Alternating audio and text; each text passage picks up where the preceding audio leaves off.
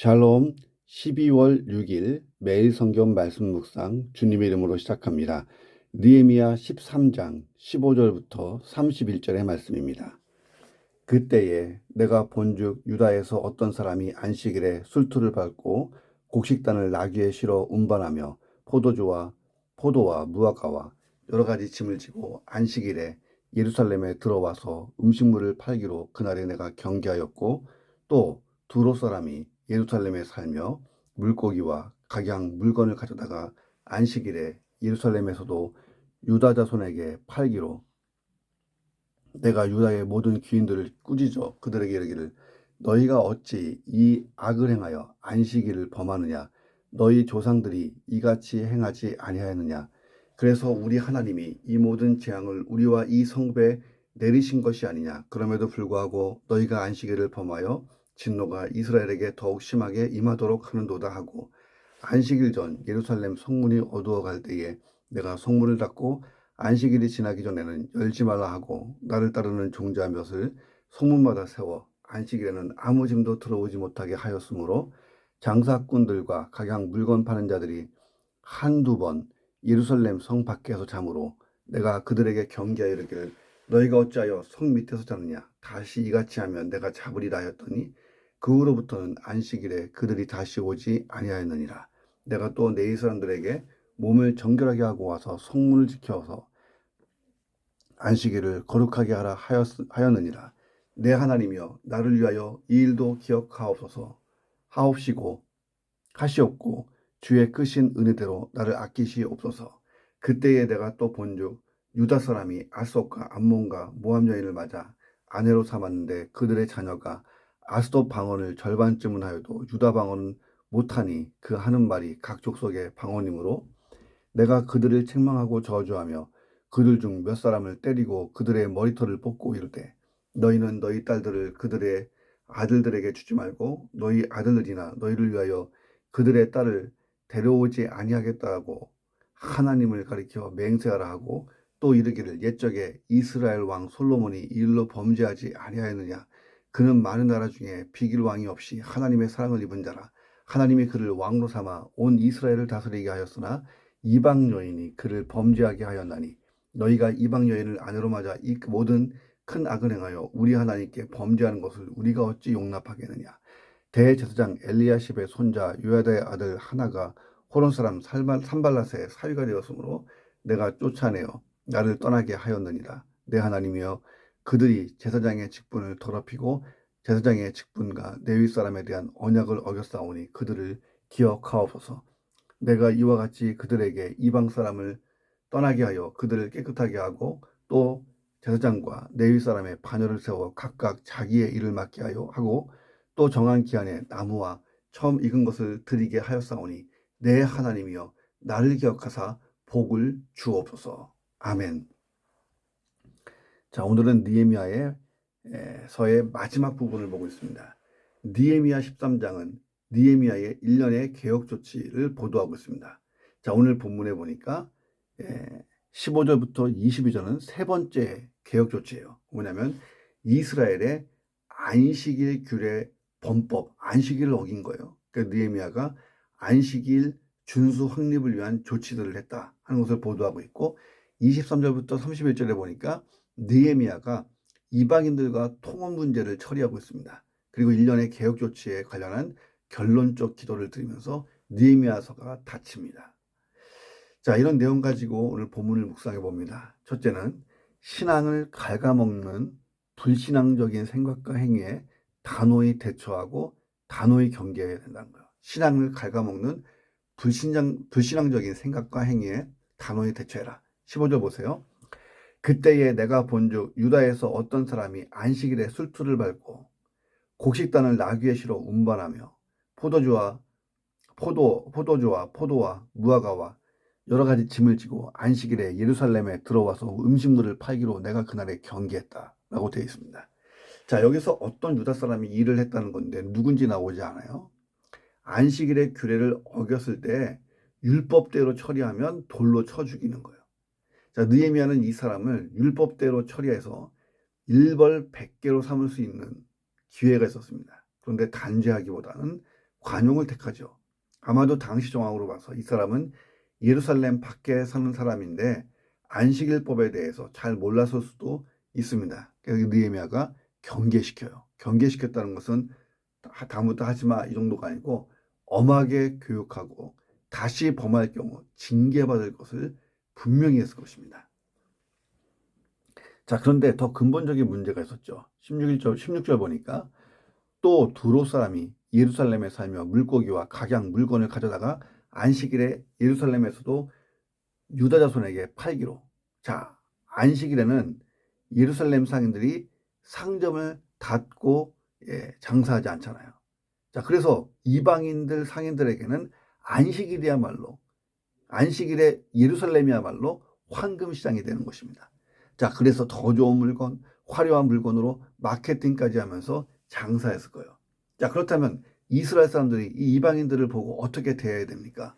단호히 그들이 파는 것을 거부하고 그들에게 안식일을 지킬 것을 가르치고 쫓아내야 됩니다. 자, 그런데 그렇게 하지 않았어요. 왜 그랬을까요? 자, 이 이방인들 가만히 보세요. 이방인들은 율법에 자유로운 사람들이잖아요. 자, 그러니까 유대인들이 이렇게 생각한 거예요. 이방인의 물품을 구입하는 것은 문제가 없을 거다. 이렇게 생각한 거예요. 자, 그 결과 자, 예루살렘 사회가 병들어가기 시작해요. 안식일 준수의 근본부터가 무너지기 시작한 것입니다. 17절, 18절 보세요. 내가 유다의 모든 귀인들을 꾸짖어 그들에게 이르기를 너희가 어찌 이 악을 행하여 안식일을 범하느냐? 너희 조상들이 이같이 행하지 아니하였느냐? 그래서 우리 하나님이 이 모든 재앙을 우리와 이 성읍에 내리신 것이 아니냐? 그럼에도 불구하고 너희가 안식일을 범하여 진노가 이스라엘에게 더욱 심하게 임하게 하고 있다. 이 나쁜 놈들아 했던 거예요. 자, 느헤미야는 안식일에 물건을 가져다가 판 이방인들은 제쳐두고 이 예루살렘의 귀인들에게 막 다그치고 야단치고 그랬어요. 자, 왜 예루살렘 귀인들을 야단쳤을까요? 자, 두로 사람들이야 안식일법을 잘 모르잖아요. 설령 안다고 해도 지켜야 될 의무감을 못 느꼈을 거예요. 자, 그러니까 그들은 제껴놓고 이 귀인들을 혼내는 거예요. 귀인들이 문제예요. 자, 이 사람들이 두로 사람들이 사다 파는 물건들을 사들인 장본인들이에요. 아니, 이방인들, 우리도 외제 옛날에 우리가 잘 못 살 때 미국제, 미제 하면 돈이 많은 사람이나 사잖아요.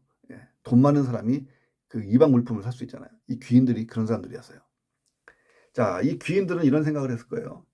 물건을 짊어져 내다가 파는 것은 안식일법 위반. 자, 그런데 물건을 보기만 하고 돈만 지불하는 것, 이 행위는 죄가 되지 않는다. 왜냐하면 이것은 육체 노동이 아니니까. 아마도 안식일을 범하지 않았음을 보여주기 위해서 돈은 안식일을 지나서 지불했을 가능성도 있어요. 자, 그리고 산 물건도 내가 직접 집에다가 갖다 놓는 것이 아니고 이방 상인이 가져다가 쿠팡 배송, 로켓 배송하도록 이길 특금 뭐 이런 식으로 배달했을 수도 있어요. 자신들은 결코 안식일에 일하지 않았다. 나름대로의 안정장치를 확보했을 것입니다. 자, 이런 걸 뭐라 그래요? 속된 말로 잔머리 굴린 거예요. 자, 안식일 규례의 근본 정신을 망각하고 매우 합리적이고 그렇게 접근한 교활한 지혜를 가지고 있었던 것입니다. 자, 귀인들이 담대하게 이런 행동을 하니까 백성들이 안식일을 범하는 죄를 쉽게 생각하고 안식일을 범하는 죄가 촉발됐습니다. 가만히 보니까 안식일에 귀인들이 물건을 사줘요. 그러니 이때다 싶어서 집에 있는 물건을 갖다가 막 판 거예요. 자, 예루살렘 귀인들의 죄가 뭐예요? 어떤 면에서 보면 물건을 내다 판 이방인이나 유대인보다 훨씬 더 나쁜 죄예요. 느헤미야가 바로 이 부분을 겨냥해서 꾸짖은 것입니다. 자, 조심해야 돼요. 나를 합리화할 수 있는 죄, 별로 죄 같아 보이지 않는 죄, 더 조심해야 된다는 거예요. 왜? 하나님은 마음의 중심과 그 동기까지 보신다는 거예요. 다 보신다. 동기와 결과를 두루 살펴보아서 죄의 크기와 심각성을 스스로 감지해낼 수 있는 영성이 필요한 거예요. 자, 내 신앙을 갉아먹는 불신앙적인 생각과 행위, 자, 이런 것들을 잘 단호히 대처하고 경계하고, 그래서 정결한 삶을 사시기를 주님의 이름으로 축원합니다. 두 번째, 시간의 흐름을 따라서 퇴색하는 개혁 의지가 되지 말아야 된다 하는 거예요. 느헤미야가 명령합니다. 안식일 전 예루살렘 성문이 어두워갈 때에 내가 성문을 닫고 안식일이 지나기 전에는 열지 말라 했다는 거예요. 자, 그리고 자기를 따르는 종자몇을 성문에다가 세워서 안식일에 아무 짐도 들어오지 못하게 했습니다. 자, 그런데 20절 보세요. 장사꾼들과 각양 물건 파는 자들이 한두 번 예루살렘 성 밖에서 자고 있었다. 자, 이들은 왜 예루살렘 성 밖에서 잠을 잤을까? 자, 느헤미야가 아무리 개혁의 기치를 높이 쳐들었다고 해도 한두 번만 단속을 피하면 다시 성문이 열릴 거다라고 기대했다는 거예요. 그러다 말겠지. 예. 아무리 결심이 강한 사람도 한두 번이 상징하는 이 말씀처럼 일정 시간이 지나면 이 결심이 흔들리기가 쉽습니다. 그 사람의 문제이기보다는 시간이 그렇게 만든다는 거예요. 자, 그런데 느헤미야가 시간이 지날수록 더 강력히 대응해요. 너희가 어찌하여 성 밑에서 자느냐? 다시 같이 하면 내가 잡아 넣겠다. 그랬더니 그때부터 자, 안식일에 다시 오지 않았다는 거예요. 자, 우리는 시간이 가져오는 해체 현상에 대책을 세워야 돼요. 시간이 흐르면 약해지는 것. 인간의 마음이 그렇다는 거예요. 그리고 인간의 마음을 읽고 시간이 지나도 결코 변하지 않는 단단한 각오로 우리가 무장해야 된다는 거예요. 작심삼일, 그냥 흘러나온 말이 아니라는 것입니다. 느헤미야의 행동이 의미하는 것은 아무리 그들이 기대하는 변화를 위한 시간이 흘러도 느헤미야는 조금도 변하지 않았다는 거예요. 자, 내 신앙의 부흥과 개혁이 성공하기 위해서는 시간이 흘러도 시간의 흐름 속에서도 결코 조금도 흔들리지 않는 그런 자세, 그런 대책이 강구되어야 한다는 거예요. 자, 올해 우리가 12월을 지나고 있어요. 1월 달부터 우리가 계획했던 신앙의 어떤 결단, 그리고 목표, 그리고 또 우리의 어떤 다짐들 생각해 보세요. 자, 지난 12개월 동안에 많이 흔들렸잖아요. 그리고 우리가 또 2026년 1월 달에 새로운 결심을 또 하게 될 거예요. 자, 이제는 시간이 흘러도 흔들리지 않을 그런 부흥과 개혁, 내 신앙의 변화가 있기를 주의 이름으로 축원합니다. 세 번째, 불신앙 배우자에 의한 가장 큰 피해자는 자녀가 되는 경우가 많다는 거예요. 23절, 24절 보세요. 그때 또 내가 또 본즉 유다 사람이 아속과 암몬과 모압 여인을 맞아 아내로 삼았는데 그들의 자녀가 아속 방언을 절반쯤은 하여도 유다 방언은 못하니 그 하는 말이 각 족속의 방언이었더라. 자, 이스라엘 사람들이 이방 여인을 아내로 취하여 자녀를 낳았다는 거예요. 그런데 이 자녀들이 절반가량 모친의 나라의 말, 뭐 아스돗, 암못, 모압 말은 막 잘하는데 유다 말을 전혀 못하는 것 같아요. 이걸 느헤미야가 봤어요. 자, 성경에 굳이 이런 내용까지 나오는 이유가 뭘까요? 자, 불신앙 배우자를 만나는 것에 대해서 생각해봐라 하는 거예요. 자, 불신앙 배우자를 얻을 때 신앙적으로, 영적으로 가장 큰 피해를 입는 사람은 불신앙의 배우자를 얻은 그 사람이라기보다는 그 사이에 태어난 자녀일 경우가 많다는 거예요. 자, 본인 역시 신앙적인 면에서 어려운 길을 갈 수 있어요. 자, 그런데 아이들은 더 그렇다는 거예요. 본문처럼 불신앙의 배우자가 남자가 아니고 여자인 경우 더 그래요. 한창 배우고 자라는 아이들이 아버지보다 어머니와 대부분의 시간을 보내잖아요. 자, 엄마가 전혀 신앙을 가지고 있지 않다라고 생각해 보세요. 아니, 기독교 신앙에 대해서 아예 회의적이고 적대적이기까지 하다라고 생각해 보세요. 자, 구약 성경을 보면 아합 왕은 그래도 여호와의 신앙을 가지고 있는 사람이었어요. 그러나 시돈 공주 이세벨을 아내로 맞이하면서 그나마 있던 신앙이 깎여나가 버려요. 자, 그리고 아합과 이세벨 사이에 태어난 아들 이 아시아는요. 아시아는 자연스럽게 어머니가 가지고 온 바알 우상 숭배자가 됩니다. 또한 그 딸 아달랴는요. 남유다로 시집가서 다윗의 자손을 몽땅 없애려고 했잖아요. 예. 그 왕손을 다 없애버리려고 했잖아요. 아주 사악한 여자예요. 아달랴. 하나님은 가나안 진입을 앞두고 있었던 이스라엘에게 가나안 족속을 다 멸하든 쫓아버리든 할 것을 강력히 명령했어요. 이들과 섞이면 그들과 혼인하게 되고 그 자녀 세대들이 우상 숭배자가 되고 가나안 족속과 똑같은 불행을 겪을 것을 아셨기 때문에 미리 말씀하신 거예요. 그런데 이스라엘이 가나안 족속과 적당히 타협하고 공존하고 그래서 사사기 시대에 그 혼란이 계속됐잖아요. 400년 가까이. 자, 꺼지지 않는 불꽃처럼 우상 숭배가 계속 살아나서 결국 분열 왕국 북이스라엘 남유다 다 멸망했잖아요. 물론 혼인을 통해 불신 배우자를 신앙으로 이끌 수 있어요. 자, 그런데 여기에 너무나 많은 에너지가 필요하고 거꾸로 신앙을 잃어버리는 경우도 다반사입니다. 자, 저와 여러분은 이미 결혼했고 지나온 세월 돌이킬 수 없죠. 지금 이 상황 돌이킬 수 없습니다. 자, 그런데 내 자녀 세대에 대해서는 신중할 필요가 있어요. 자, 그런데 오늘날의 문제가 뭐예요? 젊은 청년들, 신앙인들 찾기가 너무 어려운 시대예요. 신앙이 있는 청년들 10 중에 하나 더 안 되는 시대를 맞이하고 있습니다. 자, 그러니 내가 얼마나 할 일이 많아요. 앞으로도 자녀 세대를 위해서 부지런히 깨어 있어야 되고 기도해야 되고 그 자녀 세대들까지 가정 보고만 이루어야 돼요. 자, 그런 시대를 맞이하고 있었어요. 자, 우리 시대는 그래도 믿는 자들끼리 결혼을 하면 자녀들의 세대에서 다 크리스찬이 되고 그런 일이 많았잖아요. 자, 그런데 이 자녀들이 이제 나아가서 불신자와 결혼을 하면 그 불신 며느리 사위까지 전도해야 되는, 자, 이제 가정복음화에 애를 쓰다가 주님 부르시는 날까지 애를 써야 되는 시대입니다. 자, 할렐루야. 힘을 내시고 가정복음화 위하여 기도하시기를 주의 이름으로 축원합니다. 자, 네 번째, 죄에 대한 자비로운 관용과 무책임한 방관, 이것은 구별되어야 된다는 거예요. 25절부터 27절에 보면 느헤미야가 이방 여인을 아내로 취한 자들을 책망하는데 다소 과격하게 행하여 25절 보세요. 내가 그들을 책망하고 저주하고 몇 사람은 때리고 그들의 머리털을 뽑고 이르되 너희는 너희 딸들을 그들의 아들들에게 주지 말고 너희 아들이나 너희를 위하여 그들의 딸을 데려오지 아니하겠다고 하나님을 가리켜 맹세하라.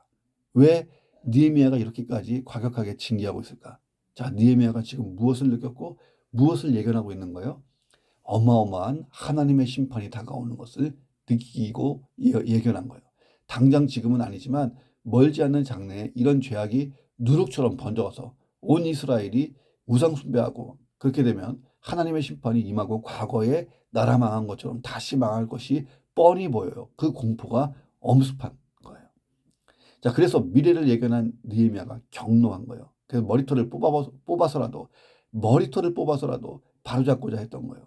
자, 심지어 느헤미야가 솔로몬 왕이 이방 여인을 많이 데리고 와서 아내와 첩으로 삼아 우상 숭배가 창궐하게 했던 죄에 대해서 언급을 합니다. 그 솔로몬의 우상 숭배로 이스라엘이 먼저 망했고 북이스라엘, 남유다가 뒤따르고, 자, 그러면서 너희가 이방 여인을 아내로 맞아 이 모든 큰 악을 행하여 우리 하나님께 범죄하는 것을 우리가 어찌 용납할 수 있느냐. 나라가 망하게 생겼는데 지금 형제가 죄를 지음으로 멸망의 길을 가고 있어요. 계속 불신앙의 길을 가면 그 영혼이 최후 심판에 이르리라는 것을 누구보다 우리가 잘 알고 있어요. 그런데 아무런 행동도 안 취해요. 눈 감아줘요.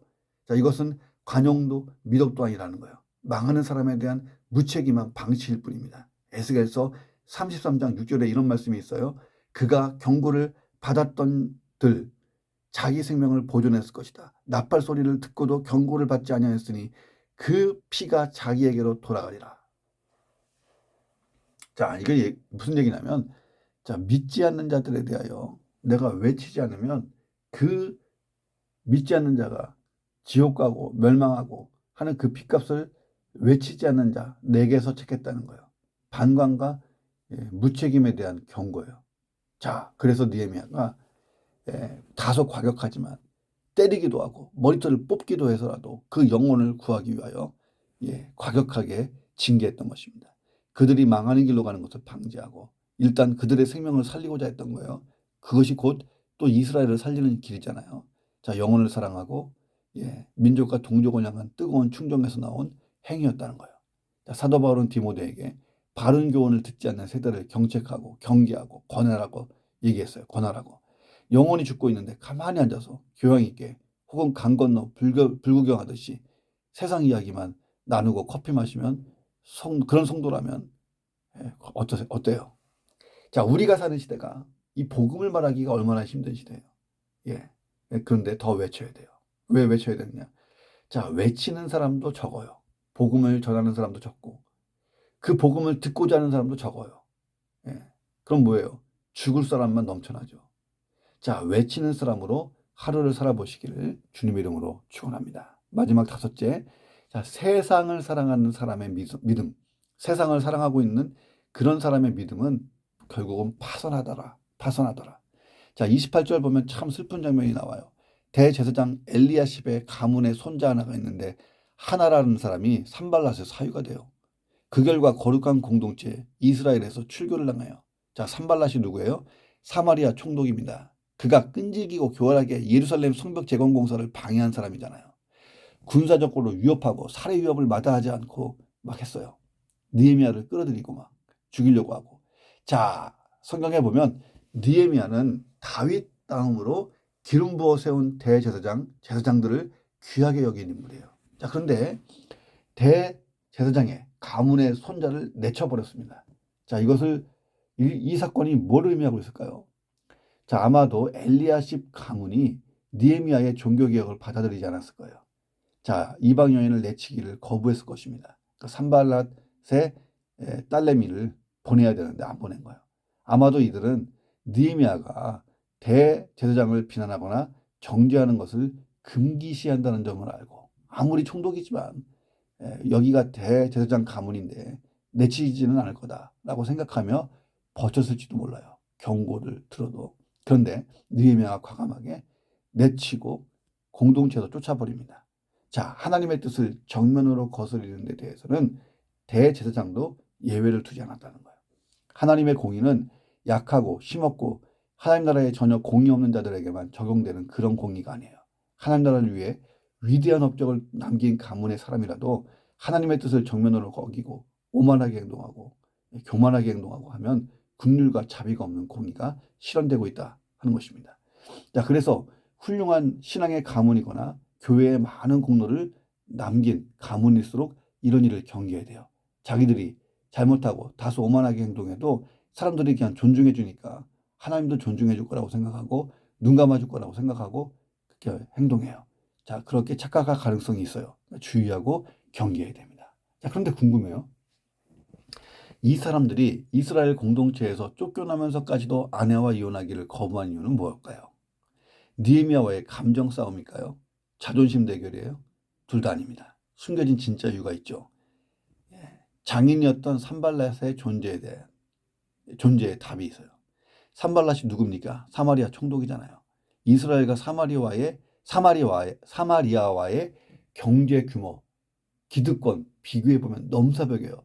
사마리아가 훨씬 잘 살고 경제권도 크고 기득권도 훨씬 가나안 땅에서 많이 가지고 있어요.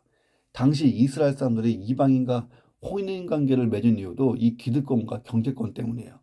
자, 방백들과 두목들이 더 앞장서서 했어요. 왜냐하면 그래야 돈 벌기 좋으니까요. 자, 가나안에서 주도권을 쥐고 있는 이들과 잘 지내서 잃어버린 땅도 되찾고 이런저런 이득을 보고 싶었을 거예요. 자, 그런데 사마리아 최고위직에 앉은 산발랏의 사유가 됐다. 이게 얼마나 부하 권력이 보장된 것입니까? 자, 그래서 내가 출교를 당할지언정 부하 권력을 찾아서 떠난 거예요. 자, 느헤미야가 기도해요. 29절에 내 하나님이여 그들이 제사장의 직분을 더럽혔습니다. 제사장의 직분과 레위 사람에 대한 언약을 어겼습니다. 그들을 반드시 기억해 주십시오. 자, 돈을 사랑하고 권력을 사랑하는 사람은 아무리 그가 거룩한 직분을 가지고 있고 위대한 신앙의 가문의 사람이라도 언젠가 그 믿음이 파산하게 된다는 거예요. 사도 바울의 고백처럼 그리스도인은 이미 세상에 대하여 죽은 사람이고 세상은 그리스도인에 대하여 죽은 관계에 있습니다. 돈과 권력을 무조건 포기하라는 게 아니죠. 느헤미야 보세요. 느헤미야는 돈도 많고 권력도 많은 사람이에요. 자, 그런데 그 돈과 권력이 자기의 신앙을 흔들리지 못하게 했어요. 흔들지 못하게 했어요. 오히려 느헤미야는 이 돈과 권력을 가지고 주물렀죠. 첫째, 총독의 월급을 받지 않았잖아요. 그러면서 그런 모범을 보이면서 이 귀족들, 돈 많은 자들을 헌신하게 만들었습니다. 권력이 있었잖아요. 그런데 이 권력으로 압제하거나 탄압하지 않고 필요할 때 사용함으로써 하나님 나라를 위해 이 도구로 섰습니다. 자, 하나님 나라 위하여 돈도 권력도 주물를 수 있는 그런 성도가 되시기를 주님의 이름으로 축원합니다. 기도하겠습니다. 하나님, 동기와 결과를 두루 살펴보아 죄의 크기와 심각성을 스스로 감지할 수 있는 영성을 가지게 하시고 내 신앙을 갉아먹는 불신앙적인 생각과 행위에 대하여 합리적인 생각에 대하여 단호하게 대처하고 잘라내게 하여 주옵소서. 시간이 흐르면 퇴속하는 그런 부흥과 개혁 의지가 되지 않게 하시고 시간이 흘러도 조금도 흔들리지 않는 내 신앙의 부흥과 개혁이 오게 하여 주옵소서. 부지런히 기도하고 깨어 있어서 힘을 다해 내 가정의 복음을 이루게 하시고 죄에 대한 자비로운 관용, 무책임한 방관 잘 구별하게 하시며 오늘도 내가 외치는 자로서 사명을 잘 감당하게 하여 주옵소서. 세상을 사랑하다가 믿음의 파선을 경험하지 않게 하시고, 하나님, 세상을 정복하고 복음으로 정복하고 세상을 섬기고 다스리되 그 세상에 세속화되지 않게 하시고 흔들리지 않게 하여 주옵소서. 존귀하신 예수 그리스도의 이름으로 기도합니다. 아멘. 자, 느헤미야서가 끝났습니다. 내일부터 시편을 묵상하다가 유다서와 미가서를 묵상하고 이렇게 올해가 이렇게 마무리가 되겠습니다. 자, 내일부터 시편에서 만나겠습니다.